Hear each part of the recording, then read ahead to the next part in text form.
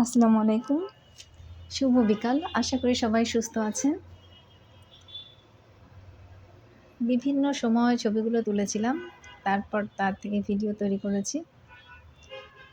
আমাদের প্রাকৃতিক সৌন্দর্য লুকিয়ে আছে আমাদের চারপাশেই। আমরা মাঝে, মাঝে দেখি, মাঝে, মাঝে দেখি না। আমরা সবসময় নিজেদের ত্রুটিগুলো ঢাকতে চেষ্টা করি। আপনি যখন আপনার ত্রুটিগুলো ঢাকতে চেষ্টা করেন, তখন আপনি মন থেকেই জানেন যে আসলে আপনি ত্রুটিমুক্ত না। অপরাধ আপনার আছে। সুতরাং অপরাধ ঢাকার থেকে বরঞ্চ নিজেকে সংশোধন করে নেওয়াটা অনেক বেশি যুক্তিসঙ্গত। আপনি যুক্তির পর যুক্তি দেখাবেন, এই কারণে আমার এই করেছি, এই কারণে সেই করেছি। আসলে এগুলোর কোনো দরকার নেই। আপনি যে অপরাধী আপনি নিজেও জানেন, আরও ১০ জন জানেন। সুতরাং অপরাধ তো হয়েই গেছে। এখন আর সেটা ঢাকবার কী দরকার? বরঞ্চ নিজেকে সংশোধন করুন। আশপাশের মানুষ আমরা যারা আছি আমরা যাতে সামনে এগিয়ে যেতে পারি, সেজন্য কাঁটা বিছিয়ে রাখবেন না, সামনে এগিয়ে নেওয়ার যাতে যেতে পারি সেই চেষ্টাটাই করবেন। যে সামনে এগিয়ে যাক, আমি পারিনি আরেকজন পারুক। পিছন থেকে টেনে ধরার কী দরকার? আপনার জীবনে প্রেমিকা থাকবে, বান্ধবী থাকবে, বন্ধু থাকবে, প্রেমিক থাকবে, অনেকে থাকবে।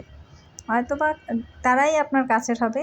২-১ জন যারা নিকট হতে পারত, তারা দূরে থাকবে।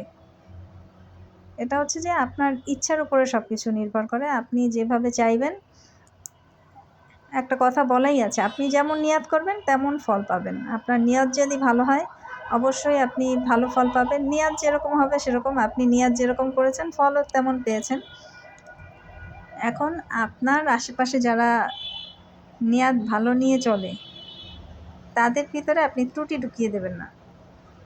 আরেকটা বিষয়, ছদ্মবেশে কেউ কারো শরণাপন্ন হবেন না। আপনি যদি মনে করেন যে হ্যাঁ, আপনি রিয়েলিটি নিয়ে আপনার রিয়েল ফেসটা প্রদর্শন করতে পারবেন, তবেই কেবল আপনি যাবেন, একজনের মুখোমুখি হবেন।